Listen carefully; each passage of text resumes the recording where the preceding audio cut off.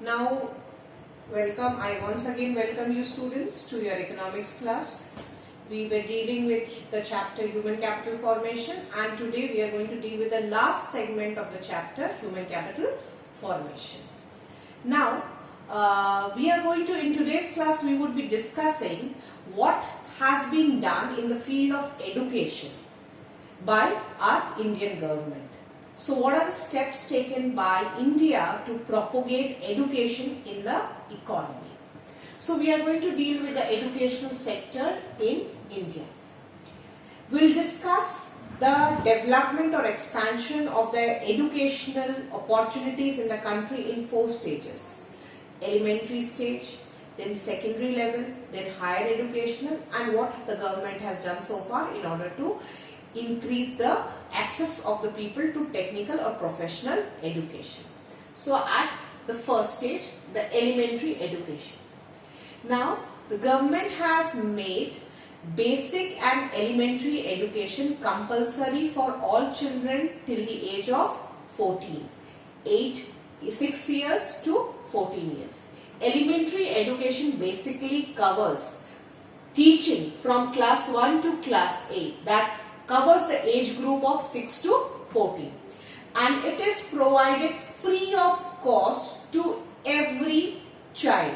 So any child, in fact it is considered that education is the right of every child. Right to education, an act has been passed where it has been regarded that every child has the right to access educational opportunities for his or herself.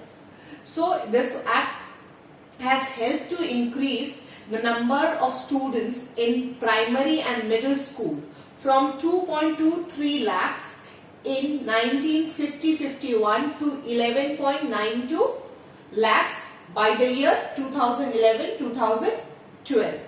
So near about 97% children in the age group of 6 to 14 years are now receiving basic and elementary education, that is primary education, in schools.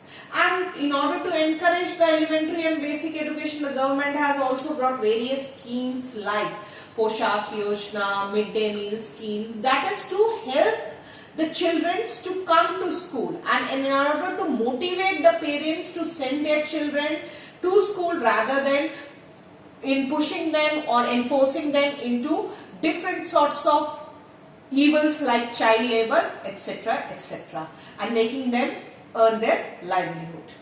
Then we come to the next major step. Various policies like Sarv Shiksha Abhiyan, midday meal scheme, district primary education program, right to education have played a major role in enhancing the primary education.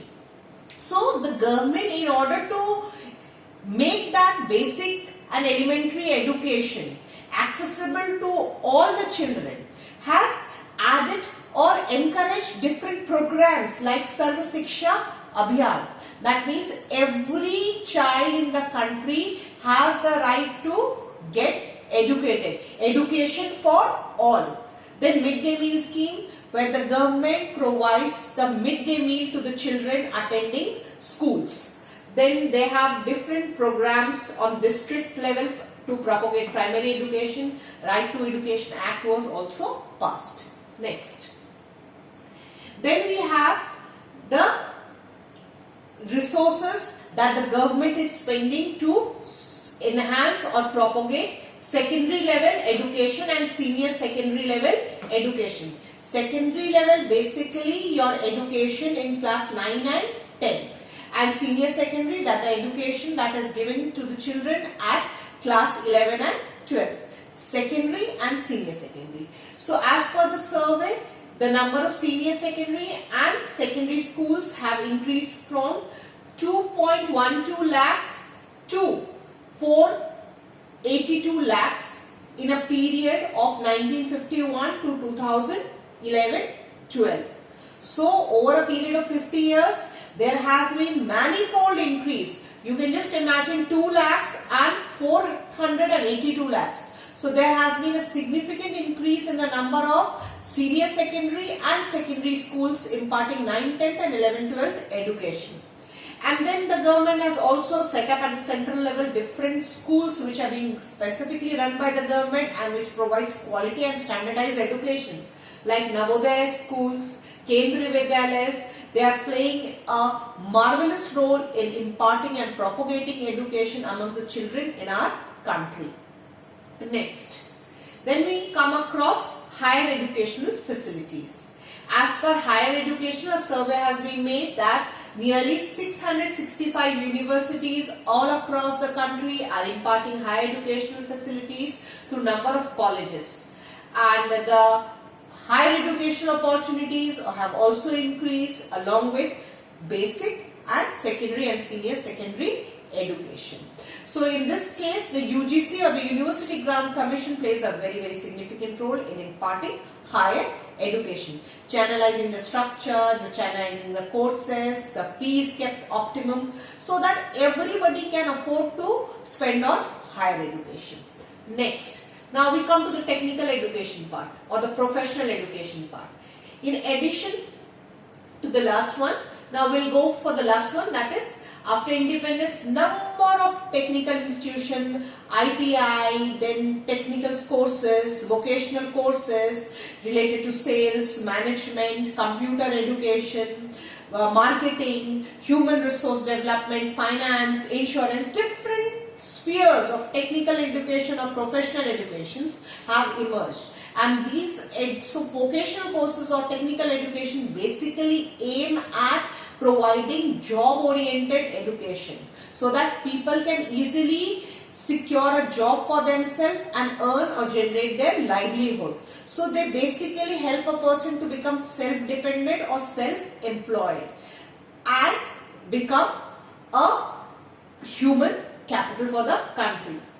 Number of institutions have increased: polytechnical institutes, engineering colleges, medical colleges, research centers, IIT, agricultural research universities, statistical institute, IIM providing management courses. They have played an important role in propagating technical and vocational education in the country. So this is how the educational sector in India has expanded at different stages and different levels, starting from primary level to secondary and senior secondary level, and then to the third stage, that is higher education, and then finally helping people to secure vocational and technical education. And basically those job oriented courses that the government has designed, helping people to get employment for themselves. So we have finished with the chapter Human Capital Formation. So in this chapter we have dealt what is human capital formation, how does human capital formation takes place, what are the challenges that we come across during the process of human capital formation, and this is how the topic is covered up. So now I expect you to go through the topic in detail, prepare your notes systematically and take care.